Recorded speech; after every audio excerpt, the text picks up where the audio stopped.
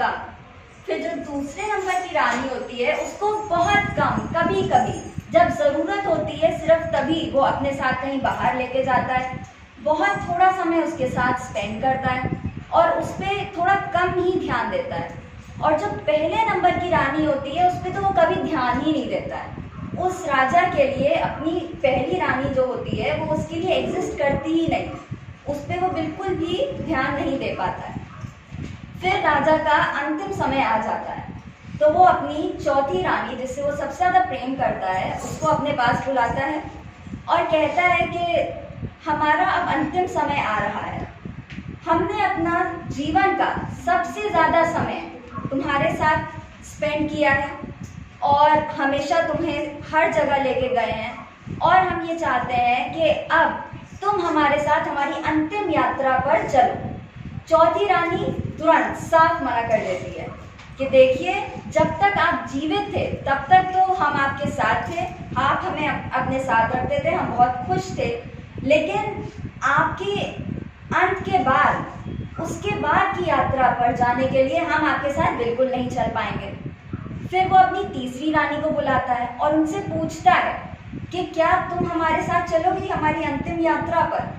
तो वो कहती है कि हम आपकी अंतिम यात्रा तक के लिए जितनी भी व्यवस्था होती है, जितना भी काम कराना होगा, व्यवस्था करनी होगी, वो सब हम करवा देंगे, लेकिन अंतिम यात्रा पर तो हम नहीं चल पाएंगे।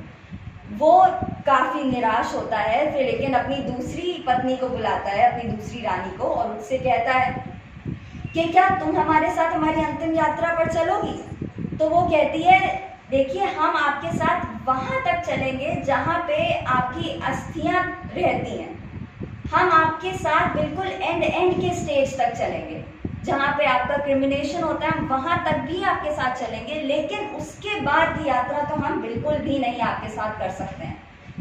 वो बहुत निराश हो जाता है, हताश हो जाता है, उसको समझ नहीं आता है वो क्या करे, और क्योंकि वो भूल ही चुका होता है कि उसकी एक पहली रानी भी है, तो उस वक्त उसकी पहली रानी उसके पास आती है और उससे कहती है कि हम आपके साथ आपकी अंतिम यात्रा पर चलेंगे।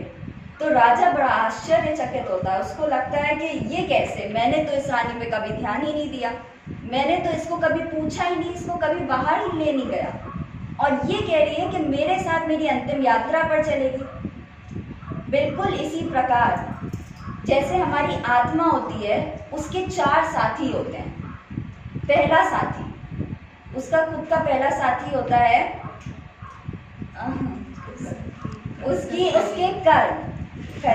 उसके कर्म होते हैं, जिसपे इंसान बिल्कुल ध्यान नहीं देता है। हम कहते हैं कि हमें ऐसे कर्म करने चाहिए, अच्छे कर्म करने चाहिए, बुरे कर्म करने चाहिए, सोच में भी रखना चाहिए कि हम किस तरीके की सोच रख रहे हैं, लेकिन व्यक्ति असलियत में अपने कर्मों पर ध्यान नहीं देता है। उसका जो मन आता है, उसका जो मस्तिष्क कहता है वो करता चला जाता है। ये कर्म ऐसे हैं जो व्यक्ति के साथ उसके आखिरी यात्रा को पार करते हुए उसके अगले जन्म में भी उसके साथ रहते हैं, और इसी को व्यक्ति सबसे ज़्यादा निग्लेक्ट करता है। फिर सेकेंड नंबर पे जो सबसे ज़्यादा इम्पोर्टेंस रखता है व्यक्ति के लिए, वो होता है उसका धन, दौलत। ये ऐसी चीज़ होती है जो व्यक्ति के मरते समय तक उनके क्रियाकर्म के लिए भी सारे प्रिपरेशंस कराती है। दान के लिए भी धन होता है इंसान के पास, जितनी भी प्रिपरेशंस होनी होती है उस वक्त के लिए धन काम आता है, लेकिन उसके बाद उस धन का कुछ नहीं होता है।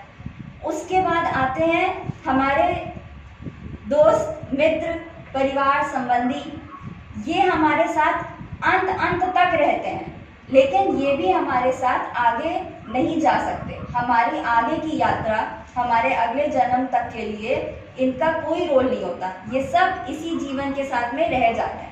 और सबसे पहले जो हमारा साथ छोड़ता है वो है हमारा खुद का शरीर।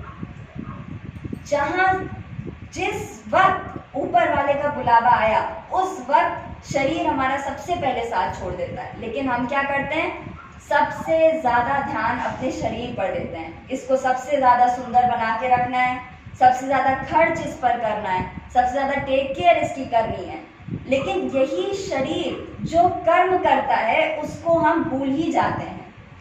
ये कर्म ही है जो हमेशा हमारे साथ रहते हैं, हमारी आत्मा के साथ। आज के समय में हम आत्मा और शरीर को इस तरह जोड़ चुके हैं कि हम भूल ही गए हैं कि कर्म है जो आत्मा के साथ सदा सदा रहते हैं, और ये शरीर तो हर जन्म के साथ बदलता रहता है।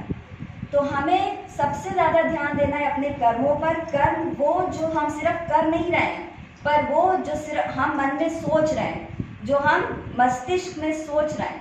क्योंकि आप सबको अब तो इस पॉइंट पे पता होगा लॉ ऑफ अट्रैक्शन के रूल्स, बटरफ्लाई रूल्स, जिसमें सब ये होता है कि आप जैसा सोचेंगे सृष्टि में वैसे ही वाइब्रेशन स्प्रेड होंगी, और वही आपको फ्यूचर में रिजल्ट दिखता हुआ नजर आएगा। यानी कि जो आप सोच रहे हैं वो भी आपके कर्म है।